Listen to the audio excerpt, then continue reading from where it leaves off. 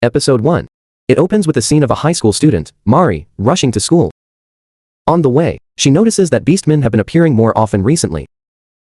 In a high school classroom, the teacher announces that soon, the school will welcome a special group of students, beastmen. They are beings born from experiments many years ago. Currently, about 3,000 individuals are living under close supervision in the Saitama region.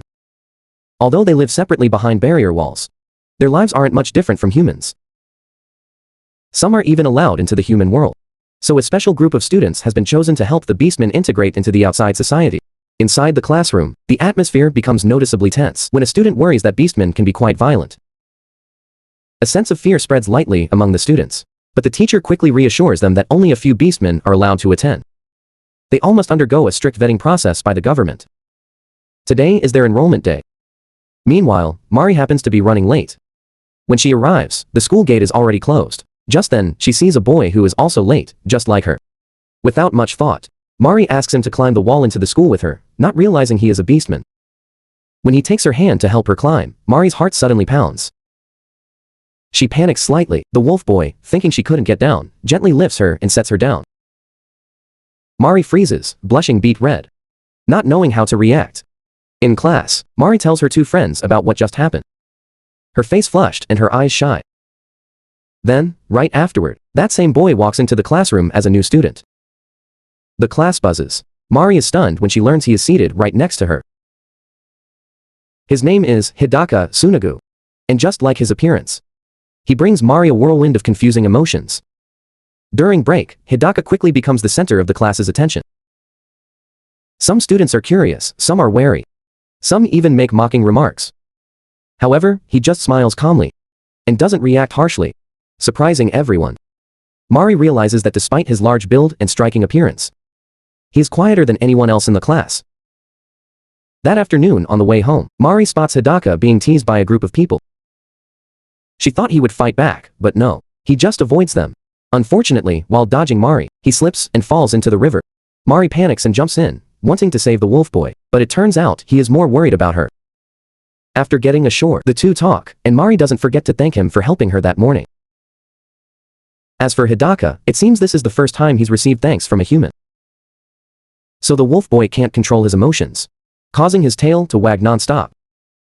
He says he can't get angry when teased because he understands that's just human nature. And if he wants to become a true human, he must learn to accept such troubles as a normal part of life. Mari looks at him with admiration. In her heart, she silently wishes the world would stop hurting him. This boy who is earnestly chasing his dream. But just then, Hidaka sneezes and it seems he has caught a cold. Mari then hurries the wolf boy home to change clothes. Mari's mother is quite worried, seeing her daughter with a beastman. But Mari reassures her mom that Hidaka isn't dangerous. She quietly invites her mom to watch him happily playing with the family pet. The image of the wolf boy smiling gently, playing with the small dog, seems to prove that beastmen are just like any other human. Afterward, she offers to help wash Hidaka's uniform. But unexpectedly, he casually takes off his shirt right in front of her. Mari freezes, her face turning bright red upon seeing his firm six-pack abs. Clearly enjoying the view, but still shy, the atmosphere in the house suddenly changes when Mari reaches for the fabric softener bottle. And Hidaka, standing behind her, helps her. They accidentally get close, their breaths mingling. He unintentionally leans down, causing their noses to touch. They immediately pull back. But despite the avoidance, their hearts are still pounding from the close contact. At the same time, Hidaka's stomach also rumbles from the sweet scent wafting off Mari.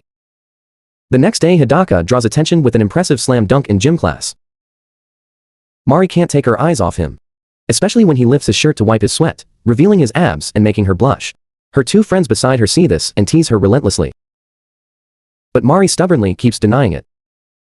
When class ends, she coincidentally meets Hidaka in the equipment shed and compliments his basketball skills. The wolf boy gets shy again, receiving praise from the cute human girl. But as the two are talking, an accident occurs. A pile of metal bars suddenly collapses, simultaneously causing the shed door to slam shut, locking them both inside. It turns out to be retaliation from the students who were jealous of losing to Hidaka in the game. In the cramped space, Hidaka manages to catch the equipment, shielding Mari. Although injured, he just smiles it off. Mari feels guilty and quickly uses her handkerchief to bandage him. She is surprised that his hand is ice cold, and Hidaka explains that being in the human world always makes him feel anxious, which causes his body temperature to drop. In the Beastmen living area, there are no hospitals or medical facilities. Therefore, they have to treat each other. That's why Hidaka dreams of becoming a doctor, so he can help his community treat minor illnesses. Mari listens, feeling both sympathy and admiration for him. She just hopes that no difficulties will stop this boy from achieving his dream. The moment Mari gently takes Hidaka's hand, his cold hands suddenly warm up. Realizing he just said something embarrassing, the flustered heroine trips and falls, but luckily he catches her in time.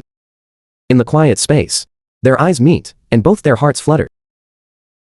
In that moment, the world seems to shrink, leaving only the two of them. Suddenly, the wolf boy again smells the sweet scent wafting from Mari's body.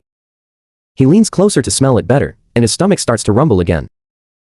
Mari now feels like she's about to become a tasty snack for Hidaka.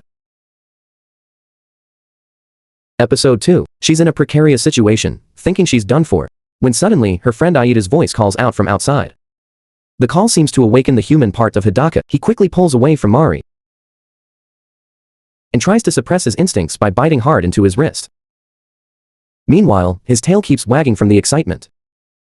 Even though his wrist is starting to bleed, Hidaka adamantly refuses to let Mari touch him and wants her to stay far away. He also apologizes for scaring her. In this awkward moment, the door is suddenly opened by Aida. As if liberated, the wolf boy quickly leaves first. Only Mari is left replaying what just happened in her mind. It's true she was scared, but the warmth she felt when Hidaka held her tightly didn't make her feel repulsed at all. Meanwhile, the wolf boy is trying to regain control of his emotions. It's hard to blame him, because the sweet scent and softness from Mari truly stimulated the deep instincts of a beast. Although Hidaka also felt scared by what just happened, he still felt bad for his friend Mari, because he thought she was the one truly hurt. On the way back to the classroom, Aida notices Mari seems upset and worries if Hidaka did something wrong to her. She thinks back to what happened and touches the side of her neck. She assures Aida she's fine, it's just that her heart feels strange. It's beating chaotically, and her whole body feels messed up along with it. She seems to realize her feelings now. It's that every time she sees Hidaka, she doesn't feel like herself anymore. She becomes flustered and can't control her thoughts. Finally, she admits to her friend Aida that her heart has been stolen by a beastman. Aida, like a true confidant, expresses that he doesn't find this strange at all. At the same time, he also apologizes for asking such careless questions. Just as Aida is about to say something, he hears the mocking laughter of Hidaka's bullies outside the window. They are betting on who can throw the wolf boy's books the farthest and filming it. Without hesitation, the hero Aida rushes out to stop their awful behavior. They gleefully invite him to join, but Aida refuses. The leader of the group sees this and wonders why he always defends the beastmen. Basically, this kid is jealous of the wolf boy because he not only has human intelligence, but also superior physical strength, so the little boss is envious. But Aida has a more positive outlook. He finds the fact that beastmen are appearing and changing the world to be an interesting thing. Mari, standing behind and listening, feels the same way, because she feels Hidaka's appearance brings something new to this dull world. But the bully leader doesn't listen. Instead, he warns that if they're so complacent, they might end up in that wolf's stomach one day. This kid talks as if everyone is Little Red Riding Hood. The punk, taking his anger out on others, decides to take out his opponent first by throwing the wolf boy's book. Mari immediately lunges to save the book. The rest of the group, seeing this, wants to throw the other books. One of them is stopped by Aida. But whether accidentally or intentionally, the leader throws another book straight at Mari. It looks like she's about to get hit by the book. But suddenly Hidaka flies in and protects her. But then he quickly moves away from Mari. The wolf boy approaches the leader, wanting to chat a bit. But this guy still acts tough, like he's not scared of anyone. No more word, Shidaka, swiftly cabidens the insolent brat and growls as a warning. Not afraid of confrontation, the wolf boy just gently reminds the leader that he should take a look at himself. Blaming the beastman is just like covering up his own weakness. The kid leader seems to realize something, but still denies it and leaves with his friends. Feeling like it's all over, Aida comes over, rubs the wolf boy's fluffy fur, and whispers in awe about his recent growl. Suddenly Hidaka turns and scolds both Mari and Aida, looking angry about their dangerous actions just now. He's scolding them affectionately, though, as his face is slightly pink and his ears are tilted to one side, looking incredibly cute. Mari explains that what she did was important because these books contain Hidaka's future. Someone who dreams of studying hard to help his hometown. Being able to protect the books for Hidaka makes Mari feel very happy. Aida chimes in as well. He encourages Hidaka and also wants to spend a happy school life with him. Hearing this, the wolf boy lifts him onto his shoulder while his tail wags non-stop. Hidaka doesn't forget to tease his friend for being scrawny, yet trying to act cool. Standing below, Mari watches Aida comfortably touching that fluffy fur, feeling very jealous. Hidaka then expresses that he doesn't want to hear phrases like, "so fun," or, "I want to help you" from his friends as if it's just an obligation. He prefers the normal casual relationship between them the most. Mari also thinks that besides them, there must be other people who like normality just like that. Hearing that, Aida suddenly has an idea for Hidaka to pretend to be a weak, harmless kid to make the bullies back off. Feeling like the wolf boy wouldn't agree, the two friends use puppy dog eyes to make him succumb and agree. But Hidaka has a condition: Mari can't participate because we can't be close for reasons that are hard to explain. Hearing that, Mari wonders if it's because of what happened earlier in the shed. Back in class during the lesson, Mari suddenly receives a past note from Aida asking her and the wolf boy to meet after school. After class is planned, the group gathers in Aida's private room. Her friend immediately questions why they made a plan but excluded Mari. By the door, Aida's two younger twin brothers are eavesdropping just as eagerly. They discuss Hidaka, then jump in fright when the wolf boy's gaze sweeps over, followed by a sudden scare from their older brother. Aida shoos the two curious brats away and gets back to the issue at hand. Seeing he can't hide it any longer, Hidaka is ready to explain to them that it's currently the beastman mating season. His body feels tired, and even though he's using suppressants, they only have a temporary effect.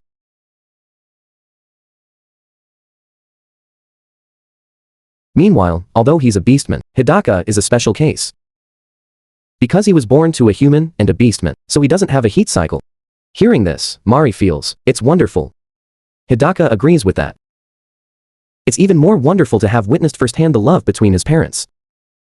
Perhaps because he doesn't have a heat cycle like other beastmen, when he smelled a compatible scent, he lost control. He isn't immune to the scent. And he certainly can't control himself. Furthermore, Hidaka doesn't know how to satisfy his desires like other males. But that doesn't mean he would hurt his friends. That's why the wolf boy can't be too close to Mari. The fact that he reacts to her is because they are compatible, and this makes her very happy. Suddenly, Aida tells the two of them to try reenacting the incident from the shed, then leaves the room, giving them space. Everything is happening too fast, too dangerously. On top of that, Aida plays dirty by locking the door to make sure. He wants to be sure if what happened was for the reason Hidaka said, or if it was all just his one-sided misunderstanding. If it's just a misunderstanding, it would be sad for Mari to have to be separated. At the same time, she also wonders what level of contact is safe and what level is too much. At this moment, outside, Aida is also thinking to himself that he wants to be with Mari too. If it's a misunderstanding, he might still have a little hope with her. And suddenly, behind the door, Hidaka finally decides to reenact it. He pins her against the door and says softly that like this, it would be very easy for him to crush and tear her heart apart. Mari, not scared at all, just smiles and apologizes for being stubborn and not listening. She's never afraid of danger and always rushes to help him. Outside, Aida, worried about the situation inside, is instructed by Hidaka, "If you hear me growl, burst in immediately." Now, Mari and the wolf boy start again from something simple, holding hands. Then interlacing all 10 fingers. Then he pats her head as if to comfort her. At the same time, his tail starts wagging continuously. This contact makes Mari's heart pound. Hidaka finds it hard to stay calm, feeling the softness from her palm.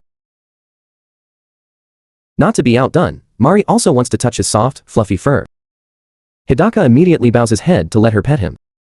Mari's touch makes the wolf boy feel a little tingly, and a sweet scent begins to emanate. But Hidaka still feels okay. They both decide to continue, and the wolf boy wants to touch her again. This time her face. He touches and caresses it gently. This makes her waver, and she uncontrollably reciprocates the wolf boy's touch.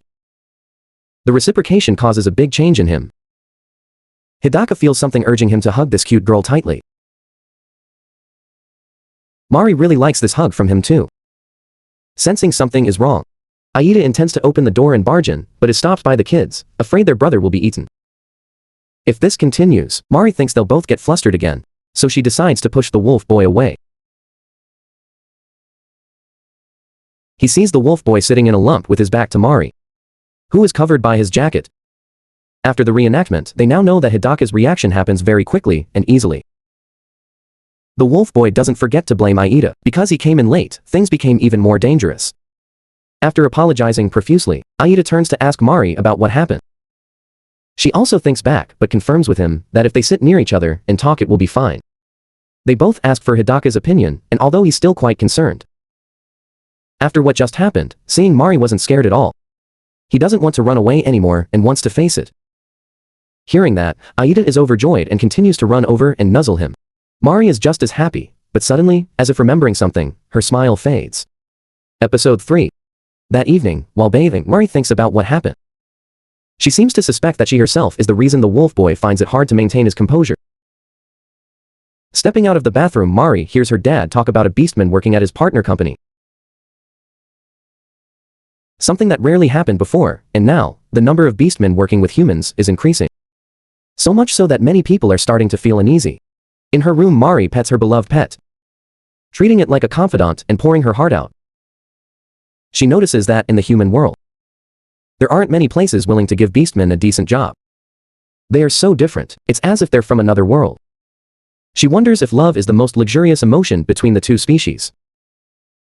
The last thing they can feel for humans.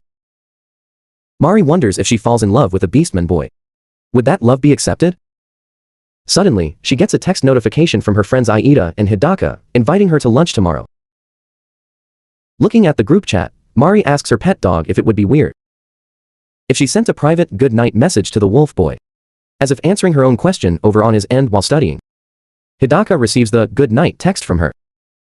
He suddenly thinks about all that has happened in the past few days. Looking at the physical exam registration form, Hidaka thinks of Mari again. A cute and surprisingly bold girl who makes his heart unable to stop turning towards her. But he is aware that no matter what, Mari is still a human girl. The next morning at lunchtime, everyone is eagerly preparing their food. Noticing that one of her two friends, Ayano, dropped her notebook, Mari goes to help pick it up. But it seems her friend is quite cold today, not reacting much to her. Before she can pay much attention, her short-haired friend Ritsuka steps between them, offering Mari a cookie and inviting her to lunch, but Mari declines as she already has other plans. At this time, Aida and Hidaka are also waiting for her to eat. Feeling guilty, Mari offers to invite her two friends along, but they refuse and give her more cookies. They also tell Mari not to feel guilty. The two friends also make sure to tell her to someday tell them why she's so interested in beastmen. Especially the romantic details, the more the better. Mari shyly denies there's anything between them and says goodbye. Now only the two friends remain. Ayano shows Ritsuka her new work. Short hair can't believe someone is still old-fashioned enough to write by hand these days. Ayano pretends to be offended, making her short-haired friend quickly apologize.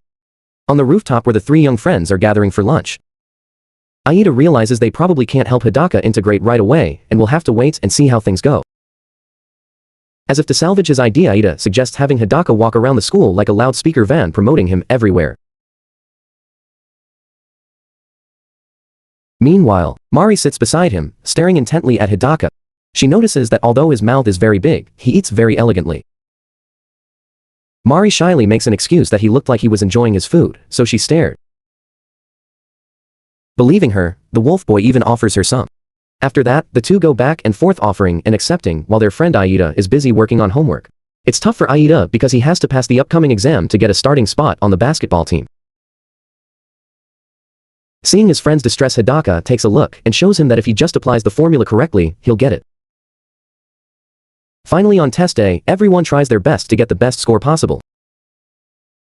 Unsurprisingly, Hidaka is at the top of the rankings.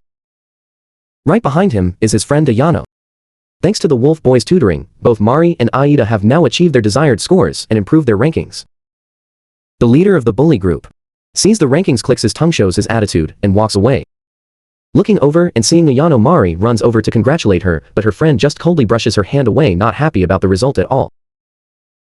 Ayano even expresses her disgust, wishing Beastman would just disappear from this world, then turns and walks away, leaving only a lonely back.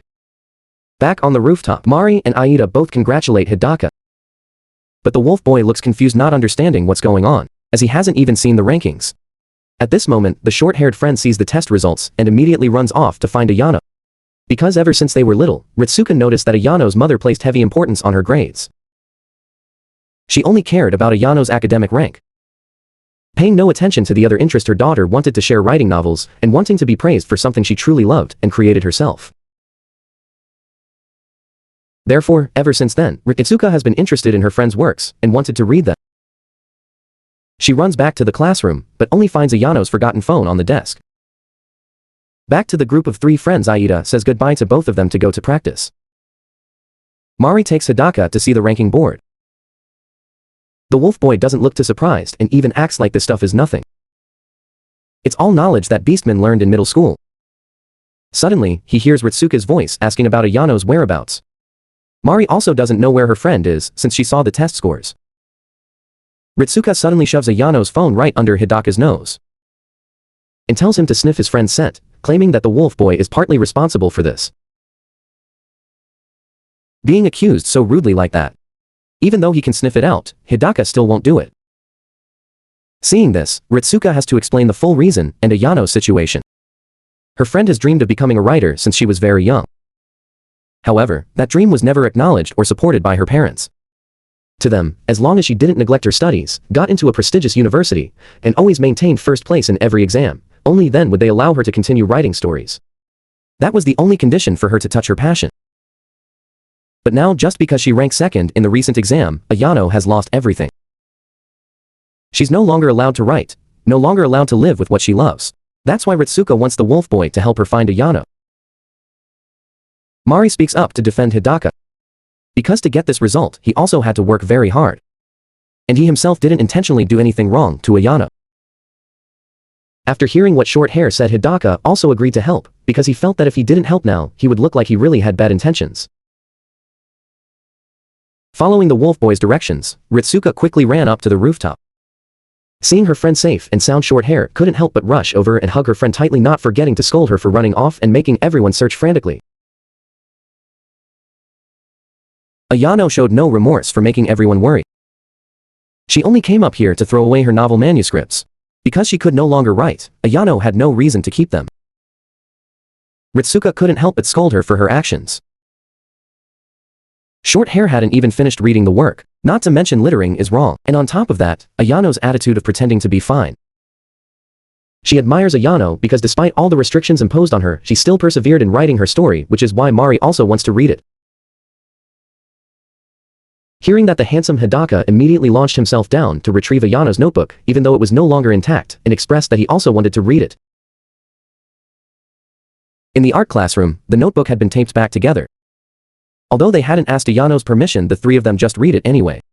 Then discussed the plot and characters in the work with great enthusiasm under her watchful gaze. Then suddenly, Ayano spoke up, apologizing for saying unkind things about Beastman. Even she herself was no better, failing to keep the top spot. Ayano was angry to the point of irrationality because her dream had been denied by her parents. Just for that, she felt she was so weak. But the Beastmen, despite being rejected by the whole world, they continued to live, continued to try. Therefore, compared to them, Ayano felt she was not worthy of comparison. Hidaka also shared that he only has one thing, which is the sheer determination to pursue what he believes in to the end. Instead of paying attention to the noisy denials, listen to the friends who are always by your side, trusting and supporting you. Because it is them, the outside world, who help us grow stronger every day. While saying this, the wolf boy wagged his tail, touching Mari's back as if to say she was one of those friends. Ritsuka also agreed with what he said. Short hair hopes Ayano will listen to her more because she really loves Ayano's stories. At the same time, she also hopes her friend will continue to write and let her be the first reader. And Ritsuka won't let Ayano face it alone, but will try to convince her friend's parents. Before they all said goodbye, Ritsuka thanked Mari and Hidaka, especially the wolf boy. Short hair put her arm around Mari's shoulder and whispered praise for Hidaka's wonderful actions just now. Mari realized that just like that, everyone would gradually see how wonderful the wolf boy is. Noticing her friend's slight panic, Ritsuka teased her relentlessly. Short hair suggested she ask Hidaka on a date to show off her cute side. After school, while cleaning up, Mari briefly recounted everything to Aida. Her friend pretended to be sulky that the two of them seemed to be doing better than when he was with them. Mari didn't see it that way. Because if he hadn't been by her side from the beginning, everything would probably be a mess.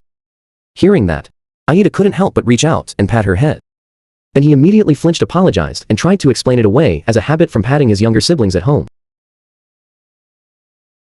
Mari actually believed him, which made her friend feel a little disappointed. He mumbled as if wanting to say something, but then decided to keep quiet, change the subject, and quickly say goodbye. Mari also noticed that Aida seemed to want to say something to her just like when they returned from the shed. Aida was now wondering why he didn't ask her clearly if she likes the wolf boy.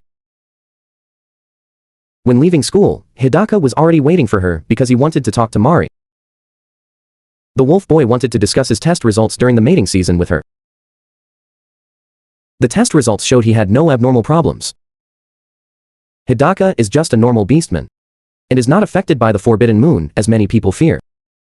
What he needs to do now is learn to control his reaction to certain scents. They will continue to monitor and evaluate his progress. Mari felt like Hidaka becoming like this was her fault, so she apologized to him. Under the sky that was starting to drizzle, the wolf boy refuted her words because he already knew that one day he would have to experience this feeling when he was truly attracted to someone. He felt very lucky that the person who made his heart flutter was her. His words made her heart feel like it was overflowing with happiness. Then she suddenly looked up and saw that Hidaka was standing over her, shielding her from the rain. Although she refused, the wolf boy stubbornly insisted on sheltering her, hearing people around them whispering, worried for Mari, seeing the wolf boy standing so close to her. She no longer hesitated and took his hand, as if to show everyone that she was fine and actually really liked this feeling. Even though she tried to tell herself to keep her distance, Mari felt her heart tremble even more whenever she was near him. It was as if just a light touch would make all her reason disappear. As if suddenly remembering her short-haired friend's suggestion, Mari invited Hidaka on a date. The wolf boy accepted without hesitation, but misunderstood it as her inviting him to hang out as a group of three.